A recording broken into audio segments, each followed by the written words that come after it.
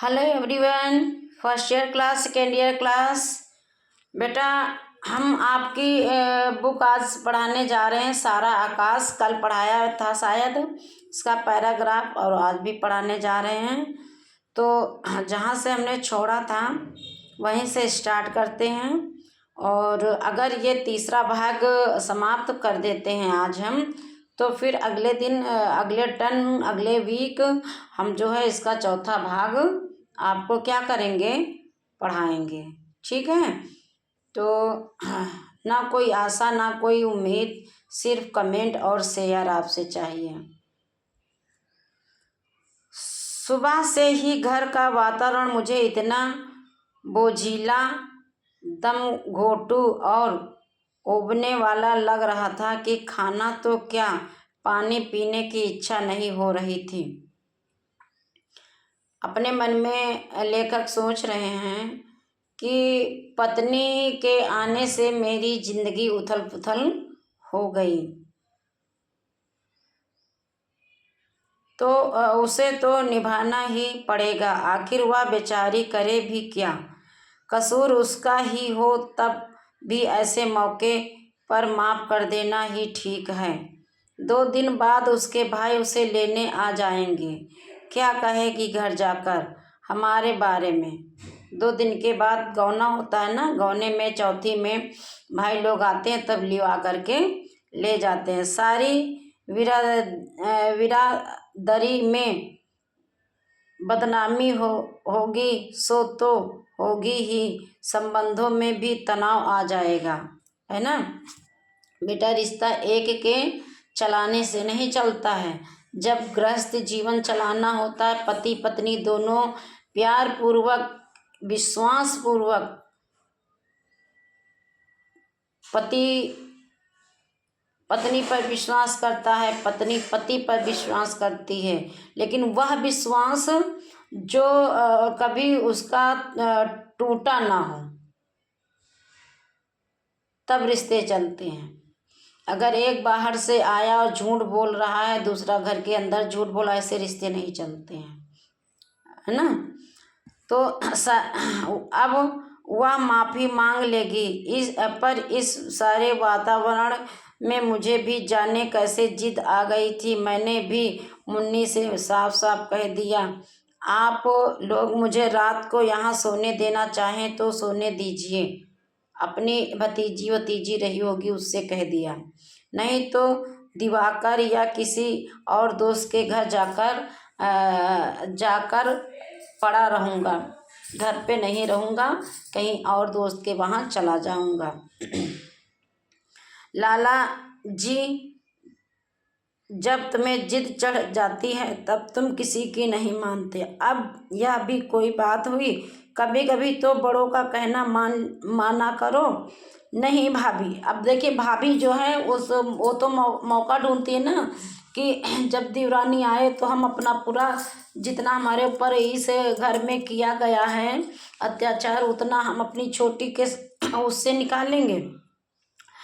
लाला जी, जब तुम नहीं भाभी नहीं, एक कहना मानकर तो यह सुख पाया, अब तो मेरा पीछा छोड़ दो। एक बात मानी तुम लोगों की, तो आज मुझे बाहर सोना पड़ रहा है। उन सारे लोगों की बात में जाने अस्पष्ट सा क्या था कि मेरे हट को बढ़ाए जा रहा था और कल की घटना कई गुना बढ़कर सामने आ रही थी। तभी मैंने देखा दरवाजे पर कोई छाया सी आई है। तभी मुझे लगा कि दरवाजे पर कोई छाया सी आई, वहाँ अलग बातें हो रही थी ना, उसके सामने नहीं हो रही थी। वहीं द्वार के पास आकर खड़ी हो गई। भाभी ने देखा तो पास जाकर चौखटे के पास कान ले जाकर बोली, क्या लाई हो? दूध। देवरानी से कहा, क्या लाई हो? तो उस औरत ने कहा, दूध। अरे तुम क्यों लाई, कोई और नहीं था? या मुन्नी बीबी भी गजब करती है, नई बहू को 2 दिन बैठने दिया होता कि दूध लेकर भिजवा दिया। खुद मतलब अपने पति के लिए पति के पास भी ना जाए, है ना। ऐसे होते रिश्ते। गजब करती है। नई बहू को 2 दिन बैठने दिया होता तो दूध लेकर भिजवा दिया, खुद ही जरा सी तकलीफ कर लेती। अब यहाँ तक ले आई हो तो दे दो, शर्म काहे की। तभी भीतर दूर से आवाज आई, भाभी अम्मा बुला रही हैं। सुबह के लिए दाल कितनी भीगेगी बता जाओ। मुन्नी ने कहा अपनी माँ से। अच्छा आई मेरी और रहस्य से मुस्कुराती भाभी चल दी। धीरे से उससे कहती गई, माफ़ी मांग लो। देवरानी से अपने कहा धीरे से कि माफ़ी मांग लो। ऐसी बातों में क्या फ़ायदा, तुम ही छोटी बन जाओ। फिर वही रात वाला कमरा था। लाल डोरी में गहरे नीले रंग का बल्ब खूंटी के पास जल रहा था। अजब सपनीला सा वातावरण था। मैं बल्ब की ओर यूं ही देखता चुपचाप इस तरह बैठा रहा जैसे सारी दुनिया से बेखबर होकर कोई गंभीर बात सोच रहा हूँगा, मगर मेरी सारी चेतना दरवाजे की ओर जा सिमटी थी। हाथ में गिलास और रेशमी साड़ी वाला आधा शरीर दिखाई दे रहा था। दरवाजे के पीछे से नई बहू आती तो दरवाजे के बाहर पहले नहीं निकलती है ना, काफ़ी टाइम लगता है निकलने में। मैं मन ही मन उत्कंठा से प्रतीक्षा कर रहा था कि वह अभी आकर मुझसे माफ़ी मांगेगी, दूध पी लेने का आग्रह करेगी। अब मैं भी उसे माफ़ ही कर दूंगा। घर जाकर हमारे घर के बारे में कहेगी तो मुझे अच्छा नहीं लगेगा। उसे पता तो लग ही गया कि आदमी कितना जिद्दी है। वो सोच रहे थे कि गिलास लाई है, मुझसे पूछेगी दूध पीने के लिए। जब माफ़ी मांगेगी तो मैं माफ़ कर दूँ। एक दिन 1 मिनट, 2 मिनट, 5 मिनट, 10 मिनट, काफ़ी देर हो गई और यूँ बैठना भद्दा लगने लगा। मैं झटके से इस तरह से सोचता हुआ जैसे सोचते सोचते कोई बात याद आ गई हो और सहसा चौंक उठा। फिर भी घुटनों पर हाथ रखे इस तरह बैठा रहा जैसे उठने ही वाला हूँ, और तब खड़ा होकर द्वार की ओर इस तरह चलने लगा जैसे मुझे पता ना हो कि वहाँ कौन खड़ा है। निहायत लापरवाही में उसके स्पर्श से बचता हुआ मैं द्वार से निकल आए और वह दूध लिए यूं ही चुपचाप खड़ी रही। बाहर आते समय भर्राए कंठ की झिझकती आवाज़ सुनी। सुनिए, पर मैंने कुछ नहीं सुना। कहने लगी सुनिए, लेकिन मैंने कुछ नहीं सुना, और इस तरह धड़कता हुआ बाहर निकल आया जैसे मुझे किसी की चिंता नहीं है। आज फिर छत पर खुला आसमान तना था। उस रात मैंने 2 निश्चय किए। एक तो यह कि अब चाहे वह अपनी ओर से बोले या ना बोले, मैं नहीं बोलूँगा। भरसक ना तो कोई संबंध रखूँगा, ना कोई इस तरह की कमजोरी दिखाऊँगा। दूसरे खूब ध्यान से पढ़ूंगा और अपने पुराने कार्यक्रम पर इस तरह लौट जाऊंगा जैसे कुछ भी ना हुआ हो। एक बुरा सपना देखा था जो बीत गया। लेखक अपने मन में अपनी पत्नी के प्रति ऐसे शब्द पहली रात के समय बोल रहे हैं। सुबह खाना बना, न बोलने का निश्चय अभी भी यूं ही था, लेकिन रात का यह निश्चय कि उसने कुछ संबंध न रखूंगा, अब कुछ अपनी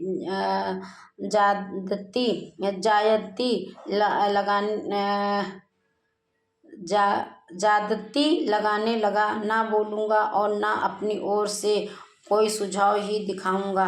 यहाँ तक तो ठीक है, लेकिन उसके हाथ का बना खाना कम से कम एक बार देखने के लिए ही सही, खाने में कोई बुराई नहीं लगी। हाँ, जाऊंगा तभी जब कोई खुशामद करेगा। मतलब उसका खाना खाऊंगा, इतनी तारीफ हो रही थी उसके खाने की, लेकिन अगर मुझे कोई बुलाने आएगा तभी मैं जाऊंगा, अन्यथा उसके हाथ का खाना भी नहीं खाऊंगा, क्योंकि पहली जो सही थी ना उसकी, नहीं खाऊंगा। वह तो खैर करे ही क्या, काश उसके हाथ की रसोई को पतले मुझे पहले मुझे ही खाना था। यूँ घर में विवाह के जितने भी रीति रिवाज हो रहे थे उनसे मुझे कोई मतलब नहीं था। राजू पास पड़ोस की औरतों की रोज रोज पास पड़ोस की औरतों की फौजें आती और 3 बजे से रात के 11 बजे तक बुरी तरह ढोलक पीटती जाती। बात में अंजलियां भर भर कर बूंदी के लड्डू और बतासे बांटे जाते। मुन्नी का तो गाते गाते गला पड़ गया था। भाभी बड़ी बूढ़ियों के पैर लगते लगते और उनके लिए पान लगाते लगाते बुरी तरह झल्लाने और बड़बड़ाने लगी थी। ऐसे समय में अकेली कमरे में चुपचाप कोई किताब पढ़ती या अपनी समवयस्काओं से जो उसे देखने या मिलने आई होती बातें करती। प्रभा के पास वे पानों की डिलियां और पानदान रख जाती और जब कभी सुन आती कि छोटी बहू बड़ी से ज़्यादा सुंदर, सलीकेदार और शिष्ट है, तो आकर अपने आपस आपस से बोलती, तुमने अभी तक पान नहीं लगाया बहू। वहाँ वहाँ मौसी जी और अम्मा जी मेरी जान खाए हैं, डाल रही हैं कि ला पान लाओ मैं लगा डालूं जल्दी जल्दी। तुम नई बहू हो ना, सो लज्जा रही हो। और फिर 2-4 लगे हुए पानों को ले जाकर बाहर वालियों की बातों में शामिल हो जाती कि इस शादी में उन लोगों को कितना कम मिला है। मैंने भाभी से साफ कह दिया कि खाना ही क्या, उसके हाथ की मैं कोई चीज़ नहीं खाऊंगा। मतलब सारी बातें भाभी से कह रहे हैं, अपनी पत्नी से नहीं कह रहे हैं। सोचिए आप एक बार, है ना। यही होता ससुराल में अगर पति प्यार नहीं करता है, तो वो कहते हैं ना, दिल के अरमा आंसुओं में बह गए, हम वफा करके ही तन्हा रह गए। पानदान रह जाती और मैंने अभी से साफ कह दिया कि खाना ही क्या, उसके हाथ की मैं कोई चीज़ नहीं खाऊंगा। मैं असल में देखना चाहता था कि वह क्या कहती है। इतनी देर में अम्मा ने पहली बार कहा, नहीं भैया, ऐसा नहीं करते, यह तो घर की रीत है। अन्न देवता का यही अपमान किया जाता होगा। इस सारे कांड में अम्मा ने पहली बार मुझे समझाया था। यह मुझे आश्चर्य था कि वे मुझे डांट क्यों नहीं रही। कभी कभी तो घर वालों की इस अप्रत्याशित शालीनता को देखकर लगता था जैसे जो कुछ मैं कर रहा हूँ उसमें उन्हें खुशी ही है। लेकिन बात बात पर डांटने वाली अम्मा चुप थी। बस कभी कभी मौसी से बहुत धीरे धीरे कहती, क्या बताएं पूनो, हमारे तो शादी करने का सारा हौसला ही खत्म हो गया। और गहरी सांस लेकर मानो शेष बात को दबा जाती। अम्मा जी, जब मुझे खाना खाने को बुलाया गया तो रसोई में मुन्नी, अम्मा, भाभी और अमर वगैरह सब बैठे हुए थे। रसोई घर में खाना बनाने और खाना खाने की जगह को बांटने के लिए छाती के बराबर ऊंची एक ईंट की दीवार उठा दी गई थी ताकि बड़े बूढ़ों का पर्दा बना रहे। वह उसकी आड़ में थी। मैं यह तो नहीं देख सका कि कैसे बैठकर वह खाना बना रही, लेकिन थाली परोसती या थाली में कटोरियाँ चुनते हुए हाथ मुझे दिखाई पड़ रहे थे। अब मैंने मानो पहली बार देखा। हाथ गोरे थे और हथेलियों और नाखूनों पर मेहंदी लगी थी। 2 उंगलियों में सोने की नई डिजाइन की नौकाकार लंबी लंबी अंगूठियां थी। एक हाथ में सोने की चूड़ियां कांच की चूड़ियों के बीच में और दूसरे में काले रेशमी फीते में बंधी छोटी सी रिस्ट वॉच। मुझे लगा जैसे हाथ काफ़ी सुंदर हैं, उंगलियां पतली पतली और नाजुक हैं। पहली बार उसका चेहरा भरपूर देखने को मन हुआ। साथ ही अपनी उस सारी बेवकूफ़ी की एक्टिंग पर गुस्सा भी आया जितना मैंने किया। आजकल के लड़के लड़कियां ये नहीं कहते कि अम्मा जी और बाबू जी हैं और हम अपनी पत्नी से ना मिले, किसी न किसी बहाने से मिलते हैं घर पे। और मिलना भी चाहिए बेटा। वो लड़की तुम्हारे जब देखने जाते हो आप, तब क्या कहते हो कि हमारे लिए, हम आपके लिए, है ना। और पंडित जी भी फेरों में कहते हैं। लेकिन बाद में आप घर गृहस्थी में अपने पापा मम्मी के उसमें रह जाते हो, पत्नी को टाइम नहीं देते हो, इसीलिए घर में कलहें चालू हो जाती हैं। कांपते दो हाथों ने थाली बढ़ाई तो भाभी ने संभल संभल कर मेरी ओर सरका दी। सब लोग चारों ओर से इस तरह झुक आए जैसे मैं कोई जादू करने वाला हूँ। तक की ही दो थाली में दो तह की हुई पतली पतली, तह की मतलब ऐसे फोल्ड की हुई सी, दो रोटियां, 3 साग, एक दाल, रायता, 2 चटनियां, पापड़ और अचार देखकर ही भूख से मुंह में पानी भर आया। मुस्कुराते हुए मुंह का पानी सटका और थाली अपनी ओर सरका ली। बड़ी नजाकत से पहला टुकड़ा लेकर दाल में डुबोया।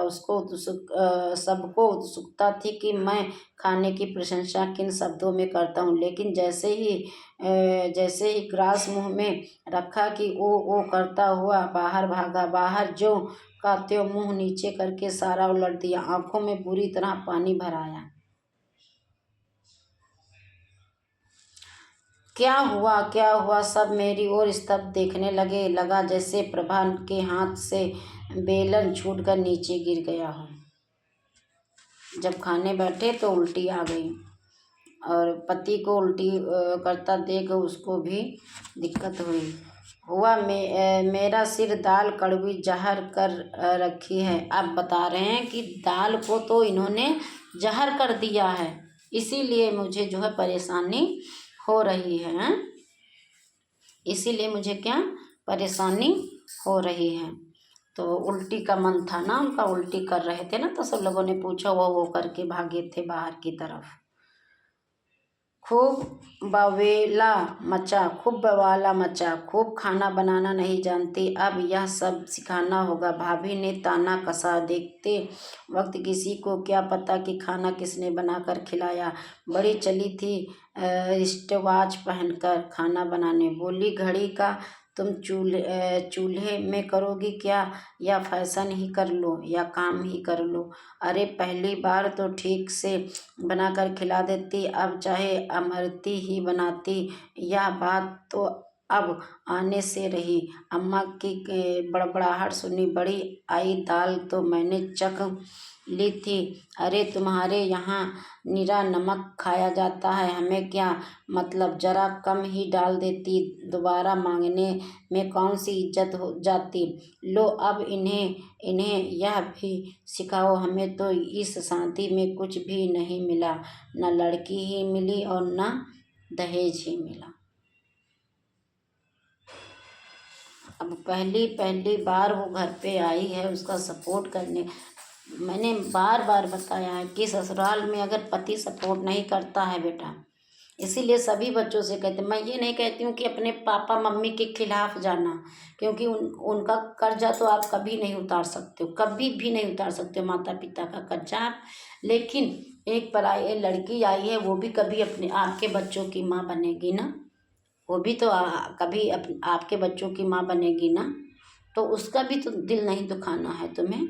तो तुम्हें बराबर परिवार को जो है संजो करके रखना, ये आप पर डिपेंड होता है। अगर लड़का चाहे तो दोनों खुश रह सकते हैं, बीवी भी खुश रह सकती है और माँ बाप भी खुश रहते हैं। लेकिन जब आप अपने माँ बाप को ज़्यादा टाइम देते हो, उनका कहना मानते हो, सारी आवश्यकताओं उनकी पूरी करते हो, पत्नी की नहीं करते हो, तभी झुझुलाहट होती है, तभी रिश्तों में दरारें आती हैं।